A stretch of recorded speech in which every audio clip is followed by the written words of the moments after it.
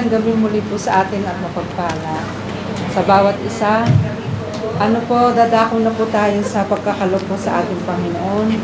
Bago po tayo magkaloob, basahin ko muna po yung 2 Corinthians chapter 8 verse 1. Magbigay kayo ayon sa inyong makakaya sapagkat tatanggapin ng Diyos ang inyong nakayanan. Hindi siya naghihintay na magbigay ng hindi ninyo kaya.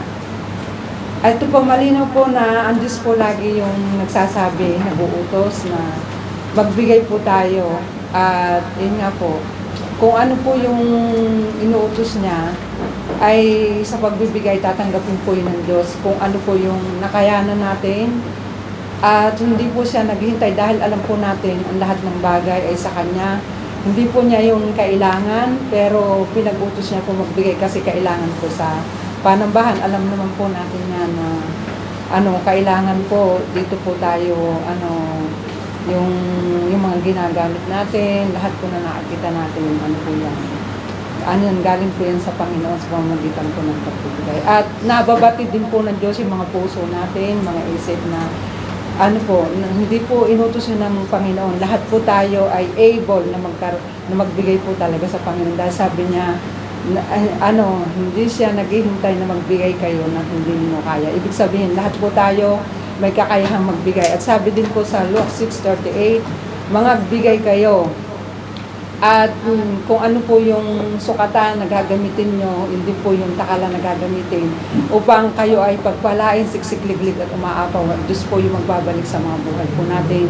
At lagi pong sinasabi na magbigay kayo. Ibig sabihin, inuutos po talaga ng Panginoon. Salamat po sa Panginoon kasi siya po yung lagi pong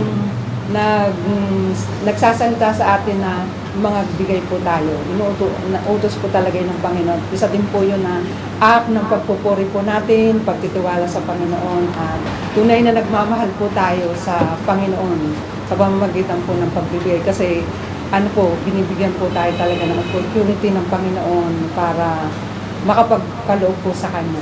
Ayun po. Salamat po sa salita niya. Manalangin po tayo bago po tayo magkaloob. Dakilang makapangyarihan sa lahat, maraming po salamat, Panginoon.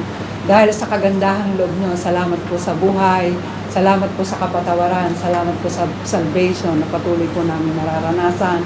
Higit po yung pag-iingat, Panginoon, at yung karunungan, yung kalakasan na nanggagaling sa inyo po, Panginoon. Tunay nga po na lahat ng ito, we acknowledge na sa inyo nga po ito po, Panginoon. Kaya salamat din po, Panginoon, dahil patuloy mo po kaming tinuturuan, pinaalahanan sa pamamagitan po ng pagbibigay.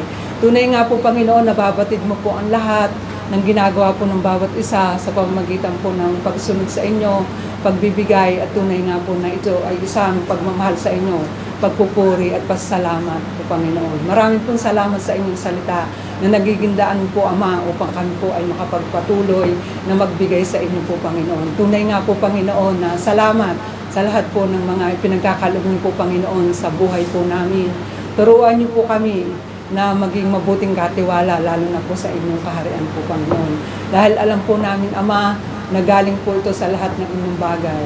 At tunay na ipaunawa niyo po sa amin lagi na kayo po yung pinagmumulan, kayo po yung unahin, at tunay na pagkatiwalaan sa lahat po ng aming sitwasyon.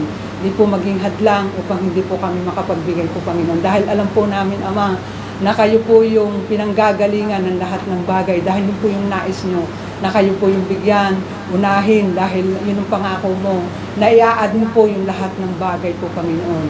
Marami pong salamat dahil ito yung salita pong ito, ang tunay na nagtutulak po sa amin at tunay na tinuturuan niyo nga po kami dahil na kayo po yung tunay na Diyos na generous po sa lahat ng bagay po, Panginoon.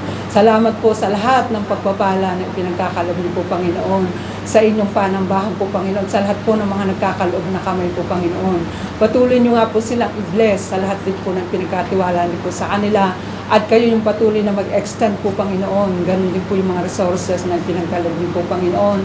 Ganon din po yung mga trabaho, yung mga employer po nila na ginagamit po yung channel of blessing. I-bless niyo po yung buhay nila. Bigyan niyo rin po sila ng maayos na pananampalataya sa inyo, maayos na kalusugan at tunay na makita ka at maging grateful po sila sa lahat ng nakakamit po nila mula sa inyo po, Panginoon. Patuloy nyo nga pong bantayan yung mga puso ng bawat isa na patuloy po na nagkakalob sa inyo at tunay na lagi po kayong maalala at alalahanin sa lahat po ng lakas at karunungan na pinagkakalob sa kanila na pagkalooban din po kayo ng mga bagay na ito po, Panginoon. Salamat, Ama, sa lahat ng inyong mga ginagawa po sa aming buhay. Tunay na kayo rin po yung mag-multiply ng mga kaloob na ito sa inyong kaharian. Na tunay na maging kasapatan po sa lahat ng panahon. At tunay na ibinabalik po namin sa inyo yung pinakamataas na papuri. Salamat, pagsamba sa inyong dakilang pangalan ng Jesus namin. Amen.